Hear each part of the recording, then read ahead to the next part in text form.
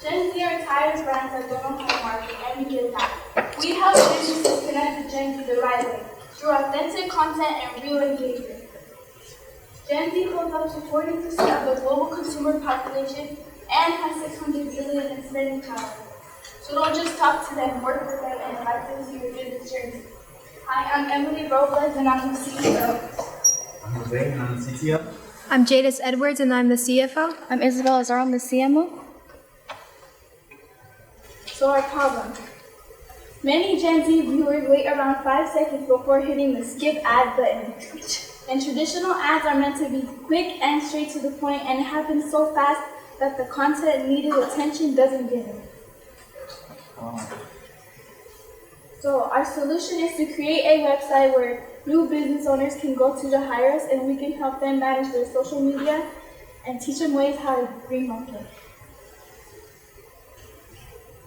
And this is our mentor, Lloyd Sanchez, and he has his own marketing company called PCLY. And he helps us by having Zoom calls with us, and he tells us ideas of what we could do, and he gives us feedback on how we could make our pitches better and what we could change about our business. And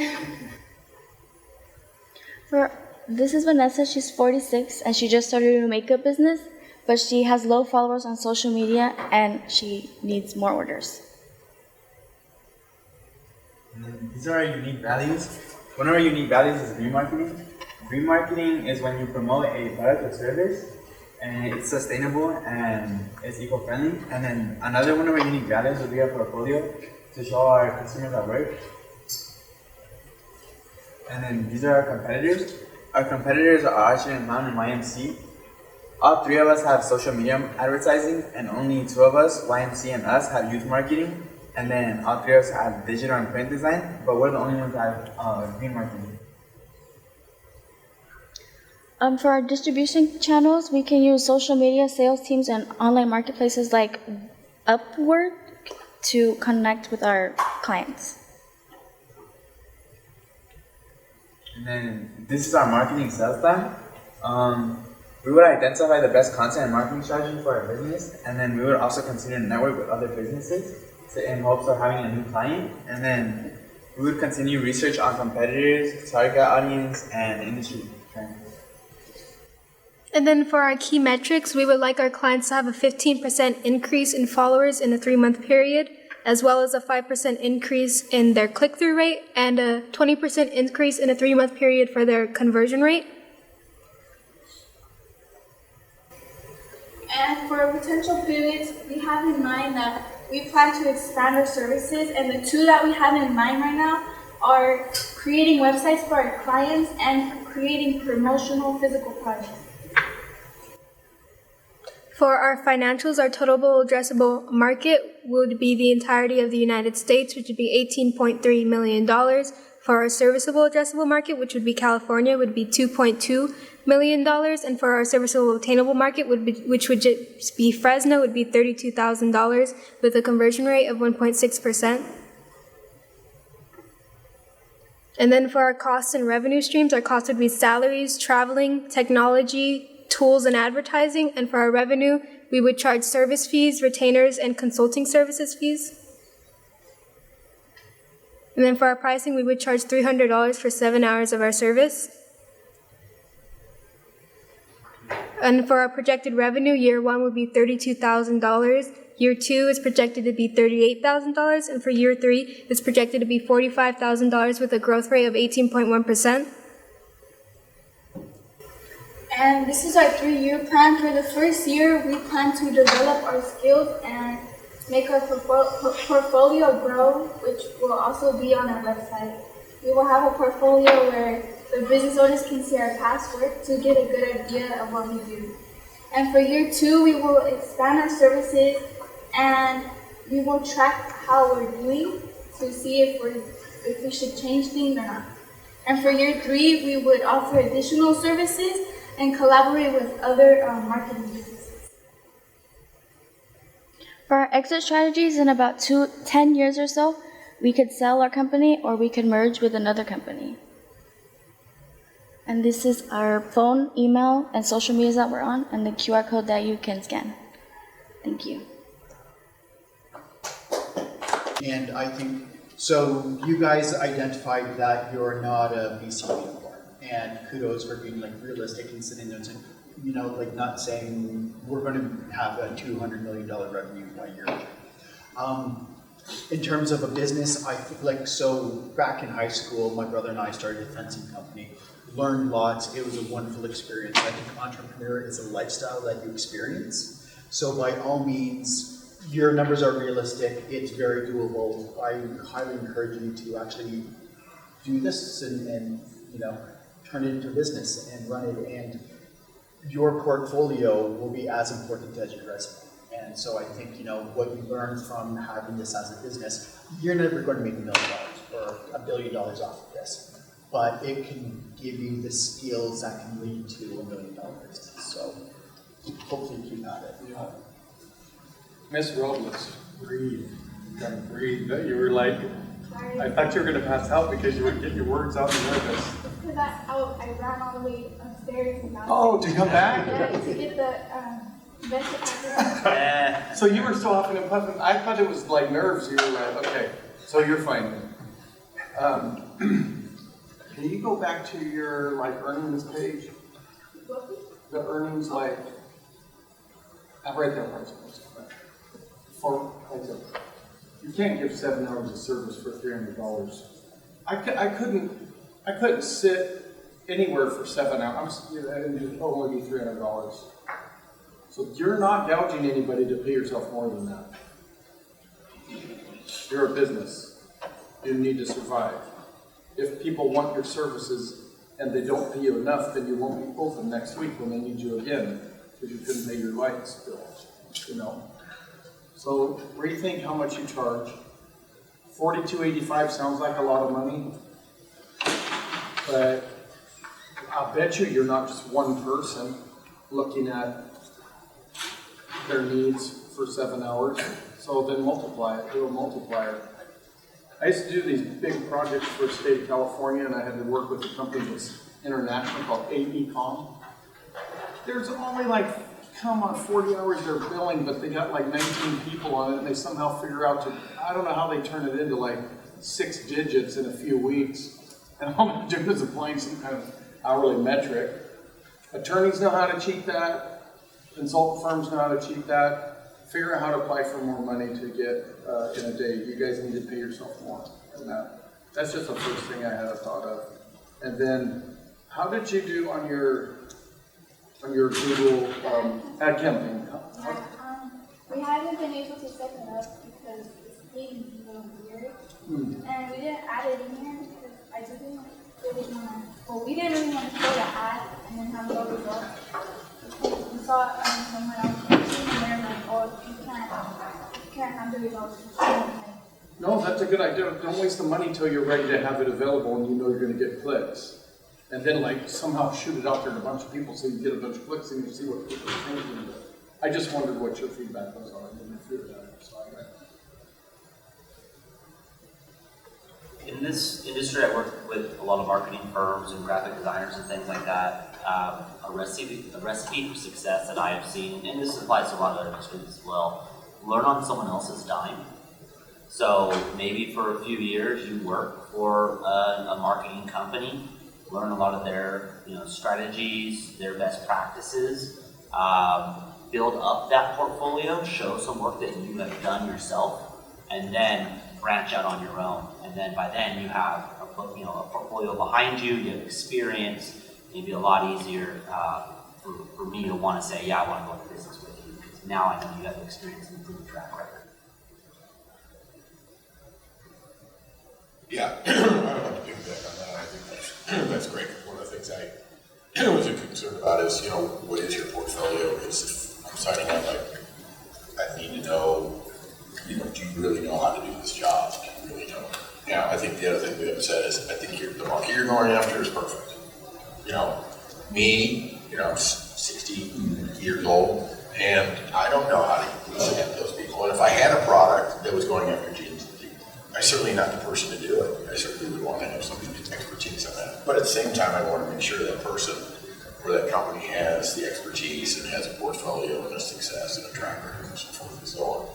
So, but I think that, the niche that you're going at, and I think what Sean was saying is, you could take that, work for a company and say, hey, I think let's work at this market, and then you could kind of be a way to build up your own expertise in that market through another organization and then pull back from there.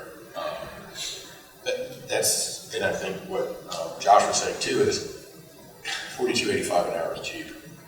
It should be somewhere around $100, $200 an hour at minimum, easily. That sounds great. It easily, because you have 4 or 5 people right here. There's not one person. So I think, to Josh's point. But yeah, I think that, and what he alluded to as well is, find some ways to build your expertise. Go after that market. I think that's a great market to go after. It's a totally different market. It's a specialized market. They have special, it's a whole different, how they interact with social media and so forth like that. Yeah, and how they buy, purchase, where they purchase, so forth like that. I think I think what you're focusing on is great. And then the other part is that I would need some clarity on the salaries, advertising, and some of that. Because you gotta put that in. Even at $100, $200 an hour, you still gotta back that out, and salaries and so forth and so on. So I would just say is, just in summary, I think your market's good. I think going after that market's good. 2 is hone your skills, get some experience somewhere so that you can build your portfolio. 3 is and once you do that, you need to be proud of your accomplishments and your success and pay yourself what you're worth. And then, figure out exactly what through that is going to really cost you and what you get. Make sense? Now, aren't you guys Gen Z too? Okay. Well, we're not your enemy. We're here to help you. And you, because you are Gen Z, you know better how to get to your own peers than we do. Correct. So you can help so many of us, like as you figure that out better.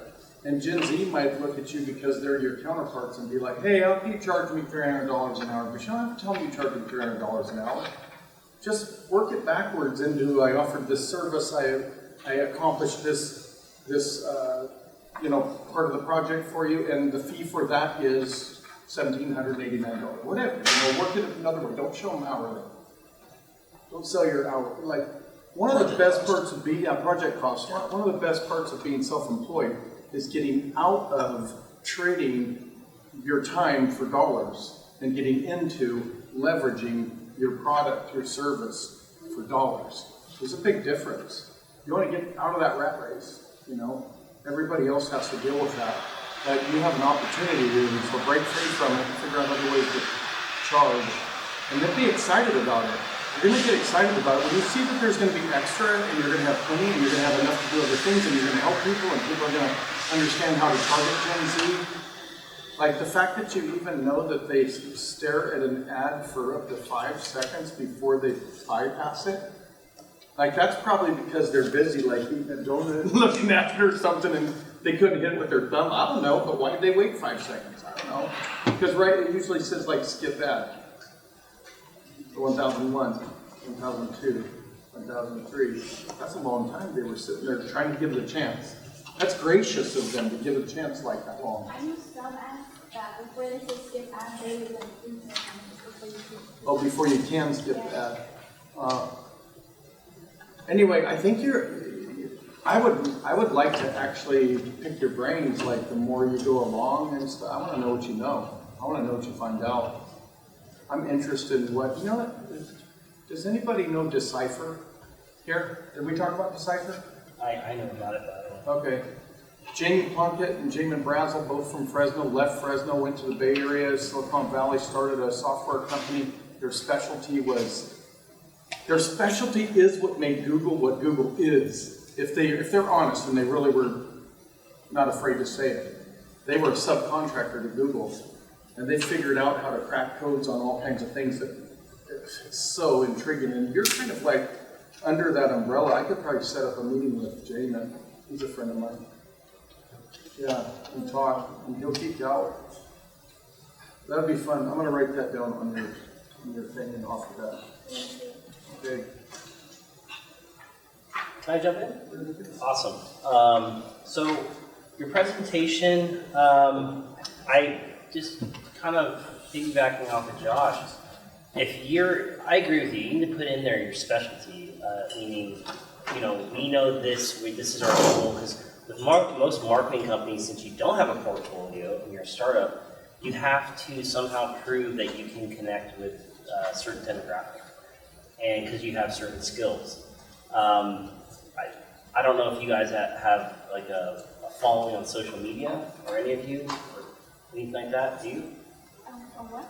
A following, like for like Instagram, Facebook. Yeah, do you have a lot of followers? We have, I think, like 12. 12? Yeah. Okay. It's not a lot, but if somehow you could, who would be your ideal, let me ask you a question. Who would be your ideal client for marketing right now? Like, if you had to choose the type of client that you could help the best in a certain sector of business, who would you choose to be in? Like a 50-year-old who has a business, but As a business, yeah. but their business is like if they're selling randomly skateboards, most Gen Zs are interested in skateboards. So Okay. they could come to us and we can help them market their skateboards out there. So you go to the skateboard company and say, we can connect with Gen Z doing these tactics that we've been proving over the last year that this works, right? This marketing we're going to use for your selling your skateboards. That would be your ideal candidate, would be the skateboard manufacturer. So what else? So that's a demographic. That's like X Games, right? So you have like skateboarding, rollerblading, all these different things. So you'd be geared more towards like sports then, right? Alternative sports. I'm just asking because a lot of marketing companies, they specialize in certain things. They're not just like, we market to everyone. No, they usually say, we've helped these clients in this sector of business. And because they have a lot of knowledge, whether it be food, it could be food, right? So there's one or two major marketing companies that do all the food, a lot of the food advertising for major manufacturers. So that's what I'm saying. Or auto industry. They have a marketing, they usually use a handful of marketing companies because they do the best for recording action photos and action for, cinematography. And they know the drivers, they know what they have, they can set it all up for these auto manufacturers, right? So what I'm trying to tell you what to do is hone in on who your target is. Who are you going to advertise for? What companies are you going to specialize in? What sector of business are you going to specialize in? Because there's so many types of businesses out there. It's to say you do everything, that's really hard to do.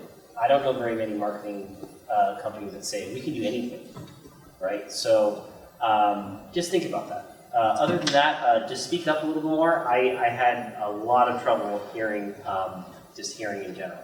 So just make sure your projection is a lot louder. Other than that, when you're breaking down your numbers, let's say your cost and revenue stream, you got to give us numbers. A lot of the stuff, you go back to that slide, like I'm guessing, okay, all right, but I want to see some kind of estimate of costs. Like how much are you going to pay your salary? Like how much are your salaries? I need to know that cost because I don't know what that costs. Like what are you going to pay yourself, right? From an investor standpoint, I don't know how much you're going to spend on yourself, your travel, your technology, tools. I have to know all that. So just if you could do that for me, it would really help me out. Okay. Thank you, though. It was good. If I can jump back in. So I think you guys have a really unique opportunity because marketing is a lot about culture. And Gen Z has one unique culture, and the 50-year-olds that you're going after have a very different culture. And they have a very hard time talking to each other because of that. Because, if you go to a mom and pop shop, the first question they're going to sit there and say is, well, what have you done for your competitor? So if you can manage to identify those two cultures and articulate how you can cross that cultural divide, I think all of a sudden your market will start coming to you because if you can, in 1 or 2 pages, sit there and say, hey, this is what the 50-year-olds want, this is how they're presenting it, this is what millennials hear and say, and we're the translator. We figured the magic out to translate. So if you can do that, I think it's golden, and then all those numbers take care of themselves. So the one thing I would sit there and say, if you can figure out that translation magic, that would be golden. Yeah, I've been teach the Gen Z, like, hey, we know some old guys. We figured out how to get money from them. And they'll be like, tell us how. Yeah. You'll be like, well, we didn't. I wanted to say that you put a little bit more effort on your presentations and your slides, and be ready for your presentation next time, for the proper attires for your presentation. There should no jeans and tennis shoes and t-shirts. You should wear something better.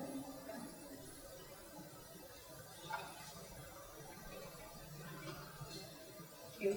So, Crestique Marketing, thank you. Thanks.